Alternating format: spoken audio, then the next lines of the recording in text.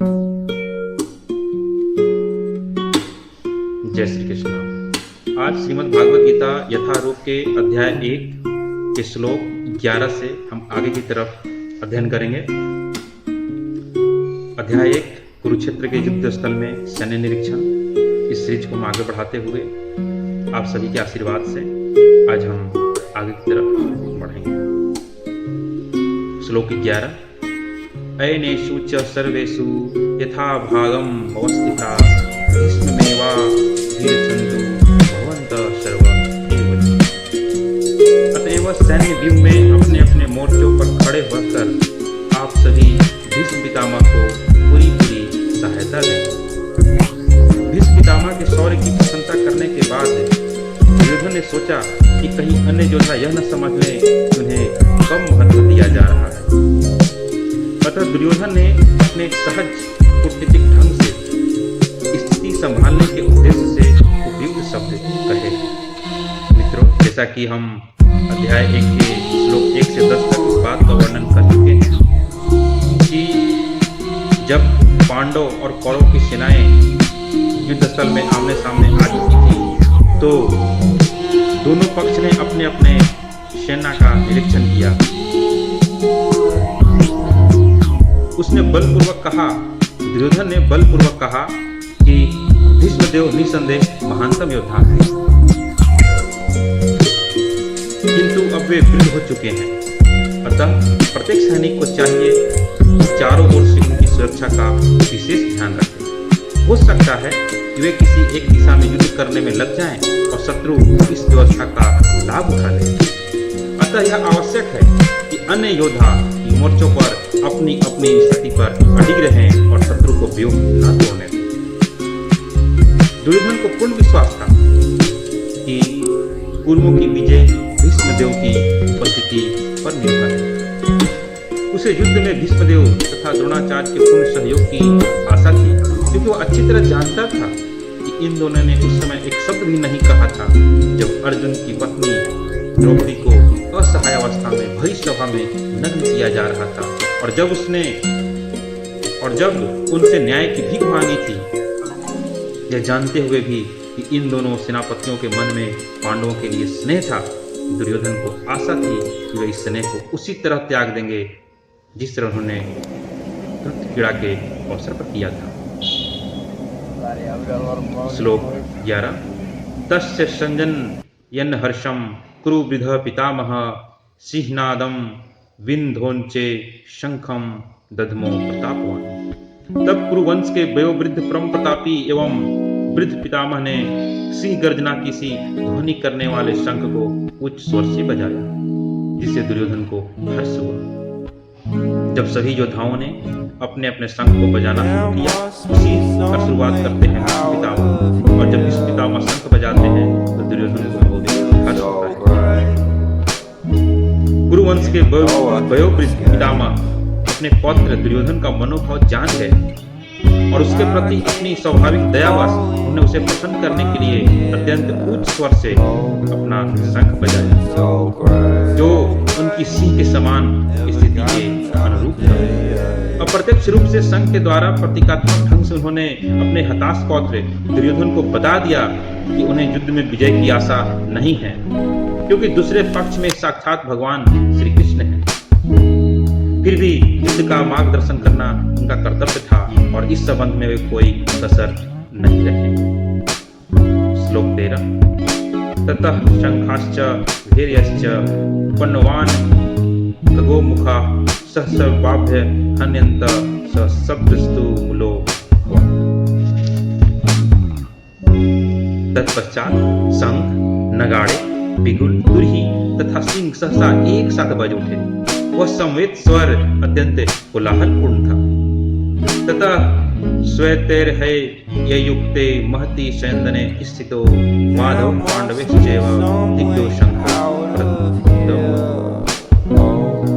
दूसरी ओर से श्वेत घोड़ों द्वारा खींचे जाने वाले विशाल रथ पर आसीन कृष्ण तथा अर्जुन ने अपने अपने दिव्य शंख बजाए। भीष्म द्वारा बजाए गए शंख की तुलना में कृष्ण तथा अर्जुन के शंखों को दिव्य कहा गया है। अन्य संघों के नाश से सूचित हो रहा है कि दूसरे पक्ष की विजय की कोई आशा न थी, क्योंकि कृष्ण पांडवों के पक्ष में थे। यस्तु पांडु पुत्राणाम येषां पक्षे जनार्दन। जय सदा पांडु के पुत्र जैसी होती है, क्योंकि भगवान कृष्ण के साथ है। और जहां जहां भगवान विद्यमान वही वही लक्ष्मी भी रहती है, क्योंकि अपने पति के बिना नहीं रह सकती। अतः जैसा कि भगवान कृष्ण के शंख द्वारा उत्पन्न दिव्य ध्वनि से सूचित हो रहा था, विजय तथा श्री दोनों ही अर्जुन की प्रतीक्षा कर रही थी। इसके अतिरिक्त जिस रथ में दोनों मित्र आसीन थे वह अर्जुन को अग्नि देवता द्वारा प्रदत्त था, और इसे सूचित हो रहा था कि तीनों लोक में जहां कहीं भी यह जाएगा वहां विजय निश्चित है।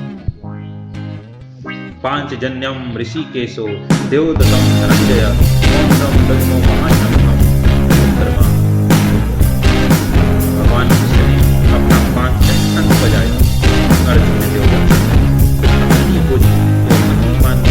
कार्य करने वाले कितने पौंड्र नामक इस लोक में भगवान कृष्ण को ऋषिकेश कहा गया। वे ही समस्त सारे के नाम से दुनिया में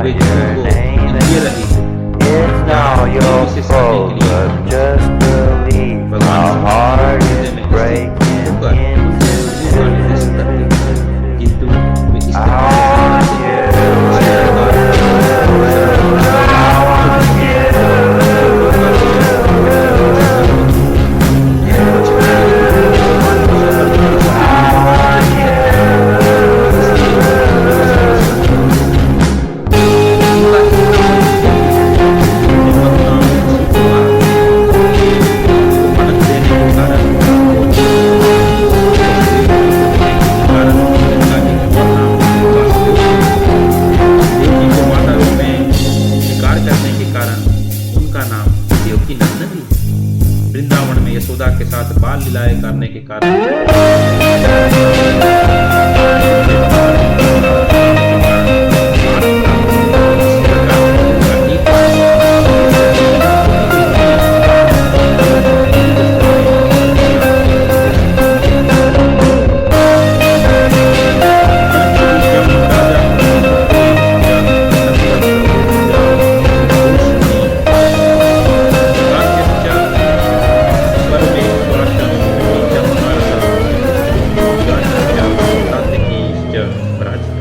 द्रुपदो द्रौपदेयश्च सर्वस्य पृथ्वी पते सौभद्रश्च महाबाहो शंखान ददमो।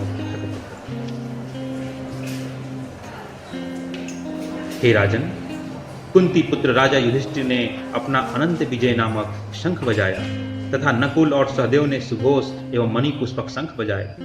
महान धनुधर काशीराज, परम योद्धा शिखंडी, दृष्टद्युम्न, विराट, अजय सात्यकी, द्रुपद, द्रौपदी के पुत्र तथा सुभद्रा के महाबाहुपुत्र सबों ने अपने अपने शंख बजाए।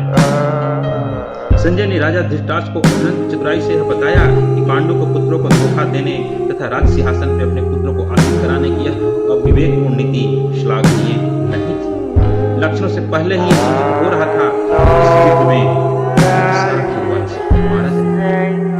पितामह से लेकर अभिमन्यु तथा अन्य पौरवों तक विश्व के अनेक देशों के राजाओं समय में उपस्थित सारे के सारे लोगों का विनाश निश्चित था। यह सारी दुर्घटना राजा धृतराष्ट्र के कारण होने जा रही थी, क्योंकि उसने अपने पुत्रों को कुनीति में प्रोत्साहन दिया था।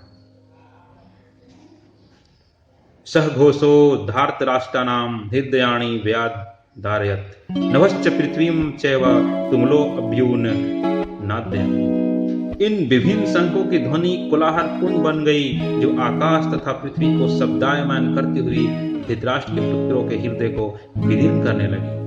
जब भीष्म तथा दुर्योधन के पक्ष के अन्य वीरों ने अपने अपने शंख बजाए तो पांडवों के हृदय विदीर्ण नहीं हुए, लेकिन जैसे ही पांडवों तथा उसके पक्ष के योद्धाओं ने अपने अपने शंख को बजाया तो कौरवों के योद्धाओं के हृदय विदीर्ण हो गए। calling